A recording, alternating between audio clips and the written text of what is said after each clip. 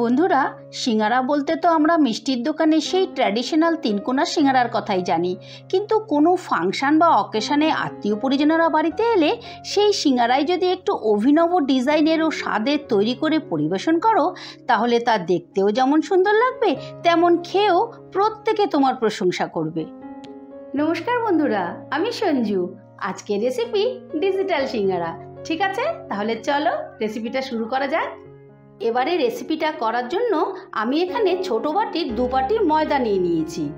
ময়দাটা মাখার জন্য দিয়ে দিচ্ছি স্বাদ মতো নুন, দিয়ে দিচ্ছি হাফ চামচ চিনি, আর দিয়ে দিচ্ছি সাদা তেল। এখানে আমি বড় চামচের 3 চামচ সাদা তেল নিয়েছি।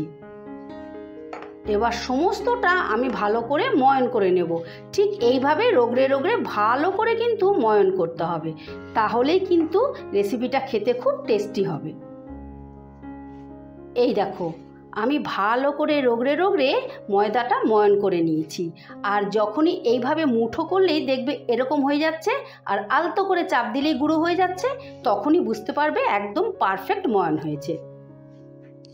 এবারে অল্প অল্প করে নর্মাল জল দিয়ে আমি একটা টাইট ডো বানিয়ে নেব। তোমরা যেরকম রুটি পরোটার ডো তৈরি করো, তার থেকে একটু টাইট হবে ডোটা। এই দেখো, আমি ভালো করে একটা টাইট ডো বানিয়ে নিয়েছি। এবারে অল্প একটু তেল আমি ডোটার গায়ে মাখিয়ে দেব, যাতে ডোয়ের ওপরের সারফেসটা শুকিয়ে না যায়। এবারে 10 মিনিটের জন্য ডোটাকে আমি রেস্টে রাখবো। ময়দাটা রেস্টে রেখে এইদিকে আমি সিঙ্গারার জন্য একটা পুর বানিয়ে নেব। তার জন্য প্রথমেই একটা ভাজা মশলা তৈরি করে নেব। তাই বসিয়ে দিয়েছি কড়াই দিয়ে দিচ্ছি 1 চামচ গোটা জিরে, দিয়ে দিলাম 1 চামচ গোটা ধনে, 1 চামচ গোটা মৌরি, আর দিয়ে দিচ্ছি 2টো শুকনো লঙ্কা। এবারে গ্যাসের আঁচটা কমিয়ে নিয়ে এই মশলাটাকে বেশ মচমচে করে ভেজে নেব। এই দেখো, মশলাটা ভাজা হয়ে গেছে। এবারে মশলাটা ঢেলে ঠান্ডা করে গুঁড়ো করে নেব। এইবারে বানিয়ে নেব পুরটা, তাই জন্য দিয়ে দিচ্ছি 2 চামচ সর্ষের তেল। তেলটা গরম হয়ে গেছে, দিয়ে দিচ্ছি ফোড়নে 5 ফোড়ন, আর দিয়ে দিচ্ছি অল্প একটু হিং। এই হিংটা দিলে কিন্তু দারুণ একটা ফ্লেভার আসবে। এবারে গ্যাসের আঁচটা কমিয়ে নিয়ে ফোড়নটা হালকা করে একটু নাড়াচাড়া করে নিলাম। এবারে দিয়ে দিচ্ছি সেদ্ধ করা আলু। এখানে আমি 2টো আলুকে প্রেসার কুকারে সেদ্ধ করে নিয়েছি।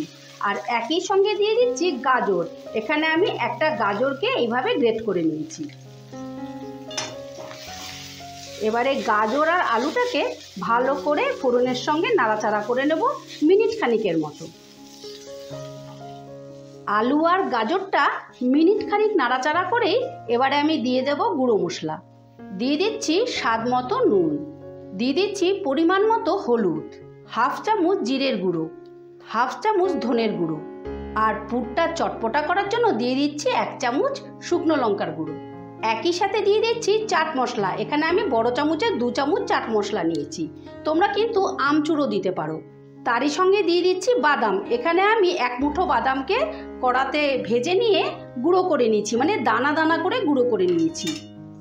এবারে সমস্ত মশলাটা পুরটাকে আমি ভালো করে কষিয়ে নেব। আমি কিন্তু 1 ফোঁটাও জল দেব না। এইভাবে শুকনো শুকনো করে একটা ডোয়ের মতো তৈরি করে নিতে হবে। এই দেখো, পুরটা একদম রেডি হয়ে গেছে। এবারে টেস্টের ব্যালেন্সের জন্য দিয়ে দিচ্ছি অল্প একটু চিনি, 1 চামচ শাহি গরম মশলা, আর 1 মুঠো ধনে পাতা। এবারে সমস্তটা আবারও ভালো করে মিশিয়ে নেব। আর অবশ্যই তোমরা এই ধনে পাতাটা দেওয়ার চেষ্টা করো, তাহলে ফ্লেভারটা খুব ভালো আসবে। এবারে দিয়ে দিচ্ছি ভেজে রাখা গুঁড়ো মশলা, জাস্ট একটু মিশিয়ে নেব। এই দেখো, পুরটা ফাইনালি রেডি হয়ে গেছে। দেখো, কড়া থেকে একেবারেই ছেড়ে আসছে। এবারে পুরটাকে তুলে নিয়ে আমি ঠান্ডা করে নেব। এদিকে 10 মিনিট বাদে ঢাকাটা তুলে নিলাম। এই দেখো, ময়দাটা একদম সেট হয়ে গেছে। এবারে ময়দাটা থেকে আমি ছোট ছোট করে লেচি কেটে নেব। যেরকম সিঙ্গারার লেচি কাটো ওইভাবে কাটতে হবে। এই দেখো, এইভাবে আমি সবগুলো লেচি কেটে নেব। এই দেখো, সমস্ত লেচিগুলো কেটে আমি এইভাবে গোল গোল করে পাকিয়ে নিয়েছি। এবারে একটা লেচি রেখে দিয়ে বাকি লেচিগুলো তুলে ফেলবো। আর লেচিগুলোকে কিন্তু ঢাকা দিয়ে রাখতে হবে, না হলে ওপরের সারফেসটা শুকিয়ে যাবে। এবার লেচিটাকে আমি ঠিক লুচির মতো করে বেলে নেব। ওপর থেকে দিয়ে দিচ্ছি একটু গুঁড়ো ময়দা।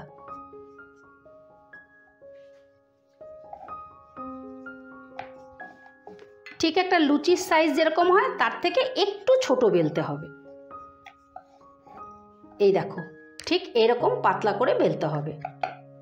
এবারে অল্প একটু পুর নিয়ে ঠিক এইভাবে গোল করে একদম মধ্যিখানে বসিয়ে দিতে হবে, এইভাবে চেপে চেপে। এবারে একটা ছুরির সাহায্যে ঠিক এইভাবে একটু অন্তর অন্তর কেটে নিতে হবে। এই দেখো, এইভাবে চাকিটাকে ঘুরিয়ে ঘুরিয়ে কাটতে হবে। এই দেখো, ভালো করে কেটে নিয়েছি।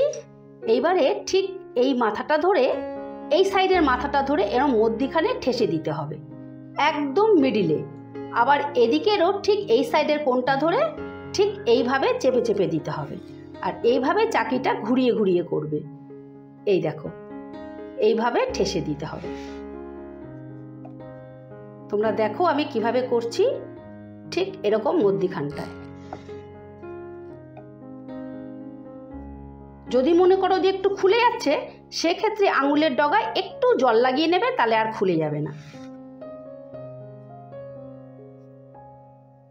এই দেখো, শেষে একটু ভালো করে চেপে দেবে। এই দেখো, হয়ে গেল না ডিজিটাল সিঙ্গারা? এইভাবে আমি প্রত্যেকটার মধ্যে পুর ভরে এইভাবে তৈরি করে নেব। এই দেখো, আমি সমস্ত ডিজিটাল সিঙ্গারাগুলো রেডি করে নিয়েছি। এবারে একে একে ভেজে নেব।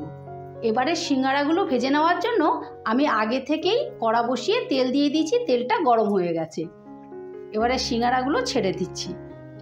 আর তোমরা কিন্তু তেলটা অতিরিক্ত গরম করবে না, প্রথমে একটু হালকা গরম করে নেবে, না হলে কিন্তু দেবার সঙ্গে সঙ্গেই সিঙ্গারাগুলো লাল হয়ে যাবে। প্রথমে গ্যাসের আঁচটা কমিয়ে একটু ভাজা হওয়ার জন্য অপেক্ষা করব। এই দেখো, এবারে আমি প্রত্যেকটা উল্টে দিচ্ছি। একটা দিক ভাজা হয়ে গেছে, আমি উল্টে দিচ্ছি। এরকম উল্টে পাল্টে লাল লাল করে ভেজে নিতে হবে। এই দেখো, কি সুন্দর সিঙ্গারাগুলো গোল্ডেন ব্রাউন হয়ে যাচ্ছে। হালকা আজে ভাজলে এইভাবে সুন্দর কালার এসে পড়বে। এই দেখো, সিঙ্গারাগুলো আমি লাল লাল করে মুচমুচে করে ভেজে নিয়েছি। খেতে কিন্তু দারুণ খাস্তা। এবারে আমি সিঙ্গারাগুলোকে তুলে ফেলছি। আর এইভাবে সমস্ত সিঙ্গারাগুলোকে আমি ভেজে নেব। এই দেখো বন্ধুরা, ডিজিটাল সিঙ্গারা ফাইনালি রেডি। আজকের ভিডিওটা ভালো লেগে থাকলে আমার চ্যানেলটা সাবস্ক্রাইব করে পাশে থাকার অনুরোধ রইল। আবার দেখা হচ্ছে নতুন কোনো ভিডিওতে। ঠিক আছে, টাটা।